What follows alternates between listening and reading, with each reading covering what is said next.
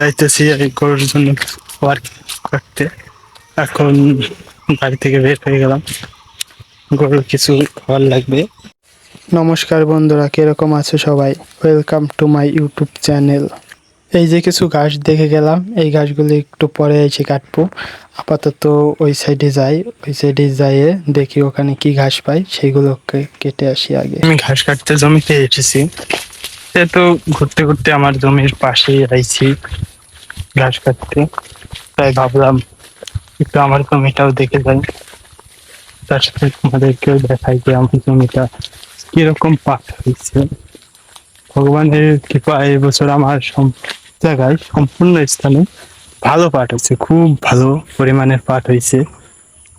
আর এই জমিটাও এখন খুবই ভালো পাট। এই সাইডে যে এই যে যে পাটটা দেখতেছেন, এই পাটটাই মূলত আমাদের। এসে তো খুবই খারাপ লাগতেছে, কারণ অনেকটাই যে আর একটা জমির পাট পড়ে গেছে, আর আমাদের জমির পাট যে অনেকটাই পড়ে গেছে। এই পাটগুলো যদি পড়ে যায় তাহলে অনেকটা ক্ষতি হয়, এই পাটগুলো ভালো আঁশ হয় না, কাটতে অনেকটা ঝামেলা হয়।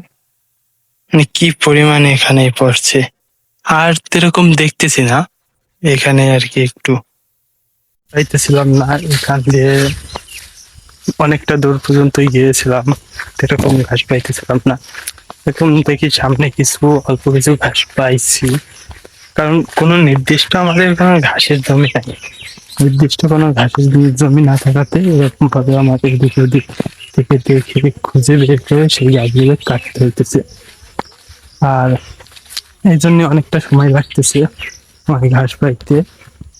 আর যদি নিজস্ব কোনো নির্দিষ্ট কোনো জমি থাকতো তাহলে অনেকটা দ্রুত কাটতে পারতাম, ঝামেলা হইতো না। এখন দেখি সামনে একটা জায়গা আছে, ওখান থেকে ঘাস কাটতে পারি কিনা। অবশেষে একটা জায়গা পেলাম, এখানে কিছু ঘাস আছে, দেখি এখান থেকে ঘাস কাটতে পারি কিনা।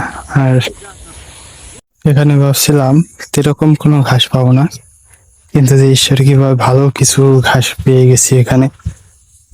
অনেকটা কষ্ট হয়েছে, এখানে প্রায় 1 পাজার মতন ঘাস আছে, এমন আরো 3টা পাজা কাটতে হবে, তারপরে একটা আটি হবে।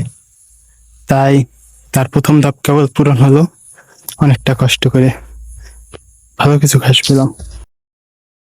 যত স্থানে আমি ঘাস কাটছি তার মধ্যে এই স্থানে সব থেকে ভালোভাবে এবং সুস্থভাবে ঘাস কাটতে পারছি, কারণ এখানে সমান ছিল এবং অনেকটা ফাঁকা স্থান ছিল দেখে এখানে সব থেকে ভালো ঘাস। সে আরো 1 পাজা ঘাস কাটতে সম্পূর্ণ হলাম, কিন্তু যে এর আগের যে 2 পাজা ঘাস ছিল তার থেকে সব থেকে বেশি কষ্ট এবং খুব রিক্সের মতো মধ্যে দিয়ে গিয়ে এখন আর কি ঘাস এই পাজাটা কাটতে পারলাম।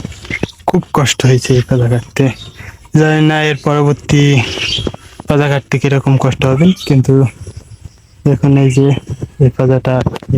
প্রথমে বলছিলাম না যে পরবর্তীতে এসে ঘাস কাটবো, এটাই সেই স্থান, এখানে আর কি ঘাস কাটার কথা বলছিলাম। এখানে অনেকটা কষ্ট। অবশেষে আমার ঘাস কাটা সম্পূর্ণ হলো, এখন আমার সম্পূর্ণ ঘাস কাটা শেষ। এই যে আমার সর্বশেষ পাজা, আর কাটবো না এখন ঘাস, এরপর বাড়ি চলে যাব আটিটা নিয়ে। এতক্ষণ যত কষ্ট করছি তার ফলস্বরূপ এখন এই আটিটা হয়েছে।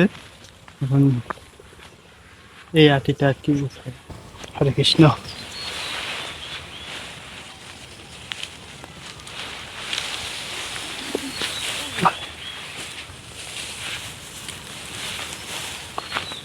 আজকের এই কাজে সব থেকে বেশি কষ্ট হইলো এই আটিটা একা একা ওঠানো, কাজের ভিতরে খুব কষ্ট হয়েছে, কিন্তু তারপরে একাই উঠে ফেলছি, কারণ আশেপাশে কেউ নাই যে তারে দিয়ে উঠবো। যেহেতু ঘাস কাটা শেষ, তাই বাড়ির দিকে রওনা দিলাম, বাড়ি চলে যাব। দেখা হবে আর একটা নতুন একটা ভিডিওতে, ততক্ষণ